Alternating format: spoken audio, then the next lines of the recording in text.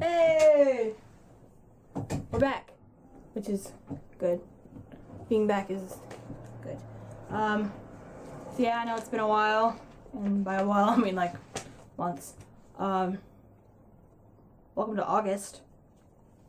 Yeah, so I've been just hanging out and transferring colleges, which I'm sure we've discussed.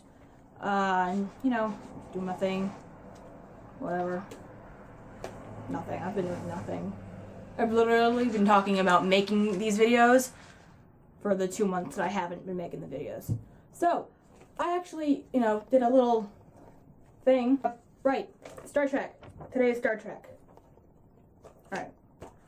So, if you don't know, Star Trek is one of the major... I mean, how do you not know what Star Trek is? It's one of the major, it's one of the major sci-fi series, you know, in sci-fi history. You know, Doctor Who was older, of course, because Doctor Who is eternal. That'd be funny if, you know, his actual name was Doctor Who, but it's not. Star Trek was created by Gene Roddenberry, who is a genius. Always a genius. I'm sure a lot of you have been hearing about Star Trek recently because of, you know, like, the reboot that just came out. But it started back in the 60s with, you know, Shatner, Nimoy, Kelly, the entire awesome gang of my favorite people ever. I remember watching Star Trek as a kid and just thinking how freaking awesome it was. Obviously it was like reruns and stuff, because, you know, I'm not 50, whatever I would be. But it's just like kind of iconic and awesome, and you should really watch it. But anyway, first you have, let me explain this, you have the original series, which is just Star Trek, that's it. But since there are other versions now, we have to call it the original. So everyone just called it TOS, the original series. With Shatner, I mean, you know, Captain Kirk, Spock, Bones, Uhura, whatever, everyone. And it was just really known back in the day for being, you know, that sci-fi show. It was like one of the only sci-fi shows around, whatever. And it was radical at the time because you had, like, you know, aliens, but we weren't fighting the aliens, you know, the one show where we're not, you know, trying to kill the aliens, most of the time. But I mean, Star Trek is more about, you know, exploring and being, you know, just out there instead of stuff, conquering stuff.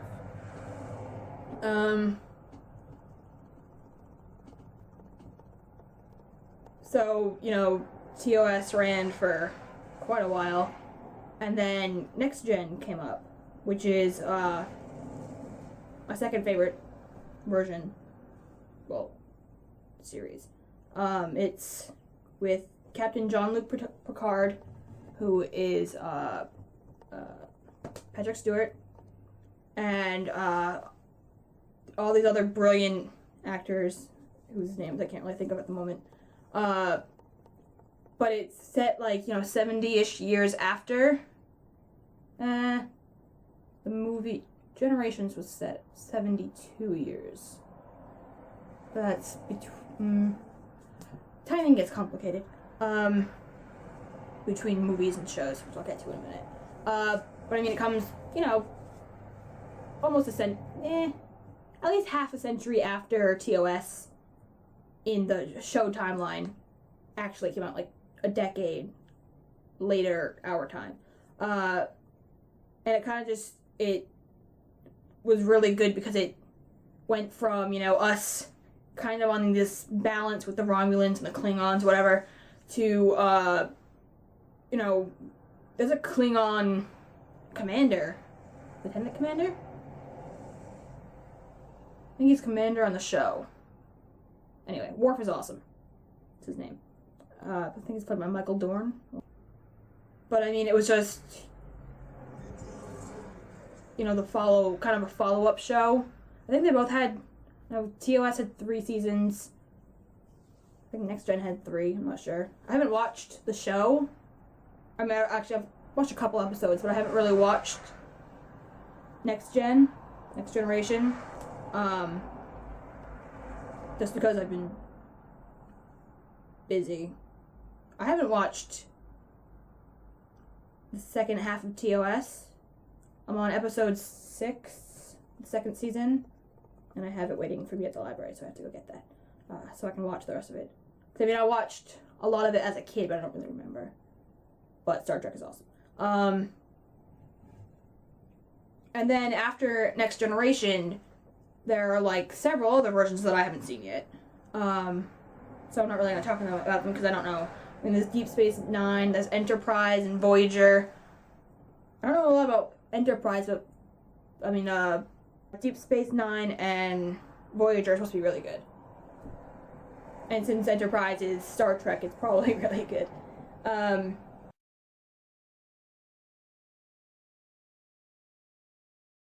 Is if you're a Star Trek fan, you're in the fandom and you need to know about the fandom because of the well, no, the fandom's pretty awesome. Not gonna lie. I mean, we're probably one of the most welcoming fandoms I've seen because we got this reboot that just came out. 2009 started, and then Into Darkness came out a few months ago. I only saw it a couple weeks ago because I wasn't emotionally prepared to watch the ending at all. Because it's a good thing I'm not going to spoil it. But it's a good thing I was spoiled about a couple weeks before I watched it. I remained not spoiled, but I knew it was going to be like Wrath of Khan, the movie, which I'll get to in a minute also. But I didn't know they would do what they did with the ending. Like the entire end plot there that happened, you know what I mean, if you've seen it. So I thought they were going to do what happened in Wrath of Khan, but they did the opposite of what happened in Wrath of Khan. And it's a good thing that I had it spoiled for me before I watched it because I would have probably had a heart attack and died. It wouldn't have been pretty. Damn it. See, I didn't plan this far. Should have known with Star Trek I'll start to like fangirl. What else? I don't really want to talk about ships. Kirk and Spock, OTP. Don't diss them, I will punch you in the face. I'll punch you. Oh, show versus movies. That's the last bit I got. I mean, really. The show, you know, I took a sci-fi thing, so it showed me a lot about Star Trek that like I wasn't aware of, really, just from being a fan. But like, the thing about, you know, TV shows back in the 60s, 70s, is people didn't have, you know, or barely had VCRs to record things, and they didn't have, like,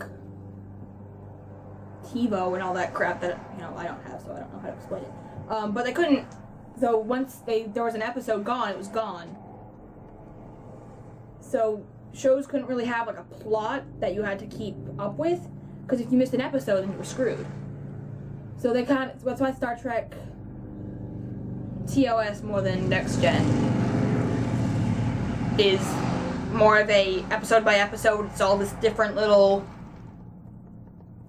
plots in each episode, and there's never really a actual multi-episode or season-wide plot issue going on that they have to deal with, because people wouldn't know. People wouldn't be able to keep track of every single episode. So you'd have to wait, like, if they missed one, and you had a season-wide thing going on, they'd have to wait for, like, a marathon or something to come on, you know, like, once a year or whatever. I don't know.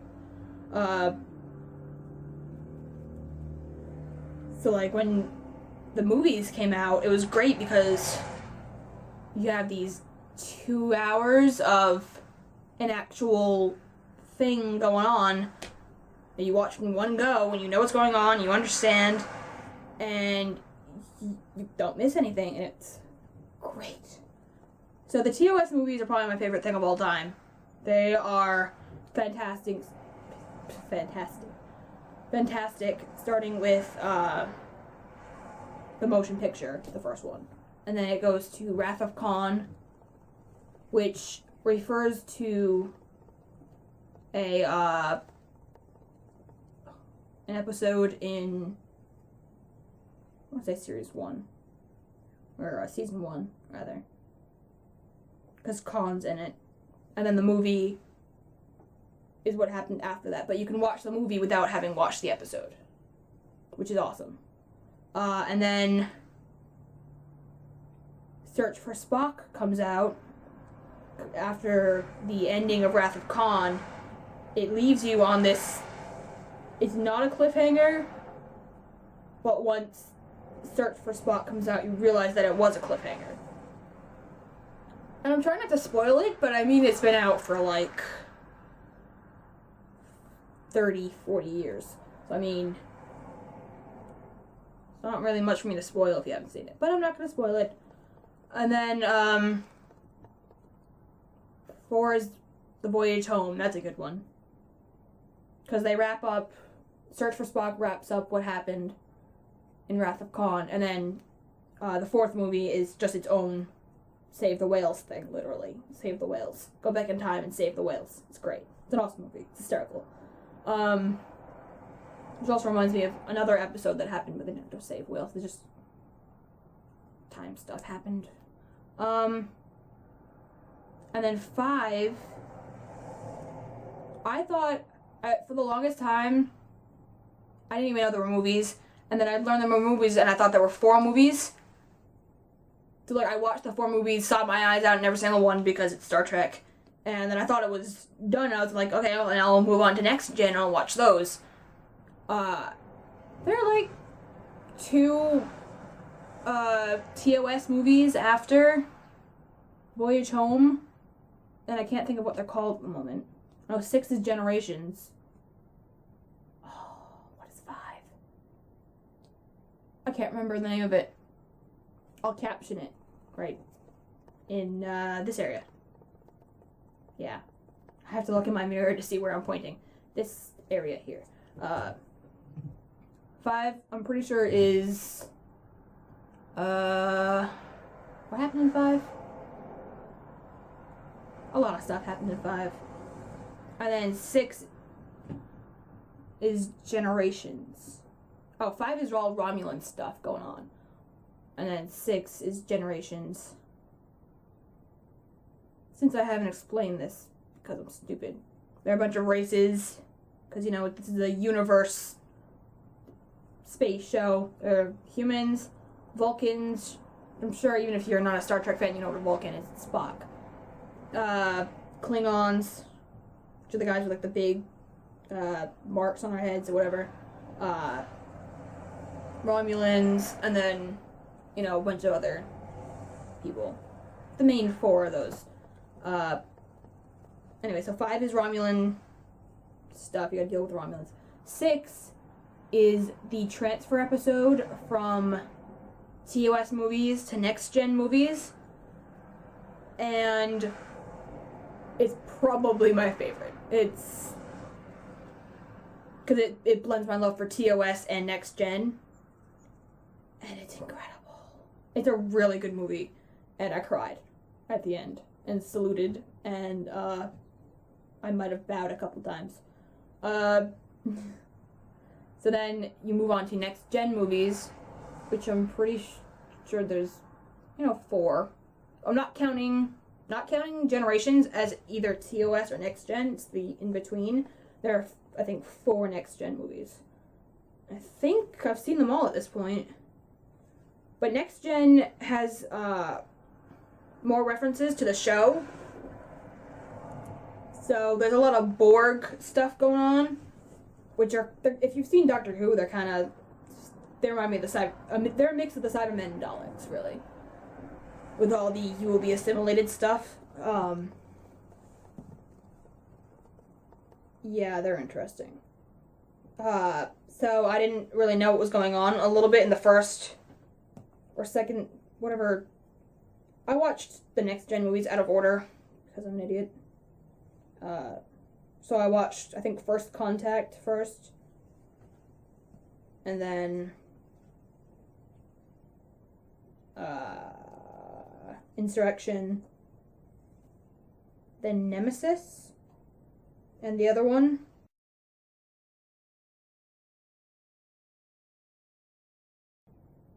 I watched all the next gen movies over like the span of a year because I was busy at college and stuff, and I didn't have them. But the next gen movies, at least a couple of them are, you have to be a little more acquainted with the show. So that was interesting, since I haven't watched it yet. But I knew who the Borg were and whatever. So I mean, if you're gonna get into Star Trek, you should probably start with TOS, the show, and then watch at least a bit of Next Generation, the show, before you get into the movies, or at least before you get up to 6, which is the crossover movie. So I mean, you could watch TOS, the show, and then the first 5 movies, and then Next Gen, the show, and then Generations on. And then you could start with, I think Deep Space Nine comes next. And then I think it's Enterprise. I could be wrong. And then Voyager. I think there's a couple of others, actually, that I have no clue about. And Split. Reboot time. Talking about the reboot. Oh my god, I loved it. I mean, I talked a little bit about Wrath of Khan, Into Darkness stuff. But, it literally took me like, I don't know, came out in 2009. I didn't watch it till this year. So it took me like 6 years to watch the reboot. And I'd seen a lot of it on Tumblr, so I mean, I was acquainted with it, and I already loved it just from Tumblr. But it's not even the same as seeing the movies. The movies were incredible. They did a really good job. Especially with Into Darkness, which, as I said, I watched a couple weeks ago for the first time. And, it was pretty freaking close to perfect.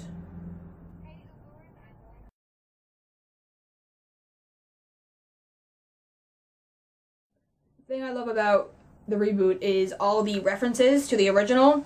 And then I kind of almost forgot that they were going to bring Leonard Nimoy in as original Spock into the reboot. I mean, I kind of knew it, but I guess I kind of like forgot it, so it kind of took me by surprise. I didn't know how they were going to do it, really. And, oh, they did a really good job. And, made me really happy. The only thing I don't like about reboot is the relationship between Spock and Uhura. Simply because I ship Kirk and Spock because, you know, they're meant to be together forever. So, you know, part of me is hoping that with the third movie, whatever they do with it, that they're gonna have Spock and Uhura break up and, you know, actually take the step to make Kirk and Spock a thing. Because, I think the world's ready. Stop that. And we all know they're meant to be together. Pretty obvious. It's kind of a thing. Like Sherlock and John Watson. They're just one of those. I'm gonna shut up now and figure out what's going on with my computer. And I'll see you guys for in the next one. Whatever one I do. I have a bunch planned. Figured out. I'll see you. Alright. Bye.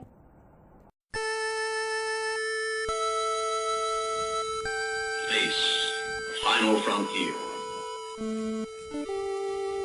These are the voyages of the starship Enterprise. Its 5-year mission: to explore strange new worlds, to seek out new life and new civilizations, to boldly go where no man has gone before.